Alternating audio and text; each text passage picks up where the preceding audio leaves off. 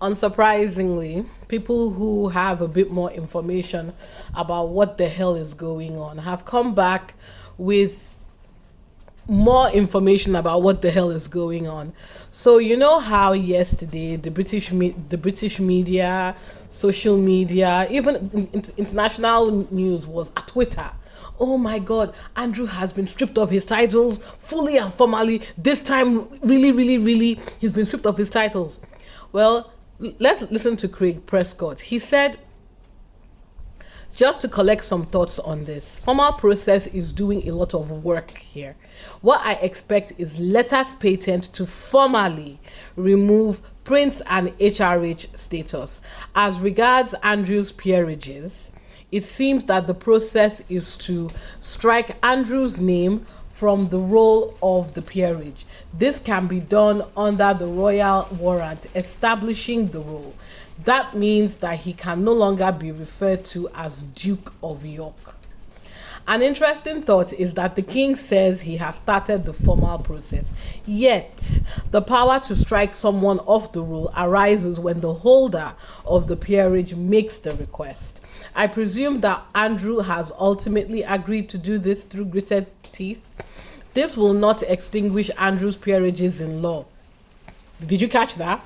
As intangible property, they will remain in existence. They can only be removed completely by an act of parliament. Beatrice and Eugenie will remain princesses and retain HRH, as their titles were derived from the 1917 letters patent in their own right.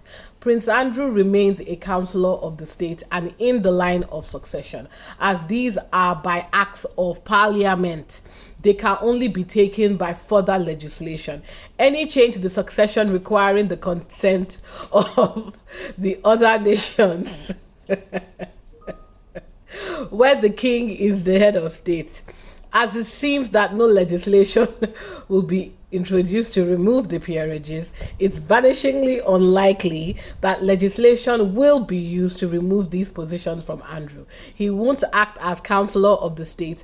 Two of William and of Edward will. Are you guys catching it now? He's also eighth in line to the succession, but there is a little wrinkle here. Under Regency Acts 1937 to 1953, if Prince George becomes king before his 18th birthday, Prince Andrew will be the regent as the first in line, domiciled in the UK over 21. But perhaps Prince Harry will come back in such circumstances. And if there's a risk of this when William becomes king, Parliament can consider this then. Are you catching it now? The BS. And shout out to Craig Prescott. I don't know who this man is, but he clearly he cited actual documentation. So yeah, just to clarify the post from yesterday, on paper they have stripped his title, but it was at the back of my mind that okay, is what's coming next this particular announcement to go to Parliament? And since he has mentioned there is no further discussion, clock it guys, there doesn't appear to be anything in Parliament to discuss this. One. Two, heads of state of any change to the succession requiring the consent of other nations where the king is the head of state. So you see the long and very complicated process of trying to remove somebody, one, from the line of succession and to also take titles. And for those that are wondering, why is this so difficult? Do you want to know why? Do you honestly want to know why? House of Lords.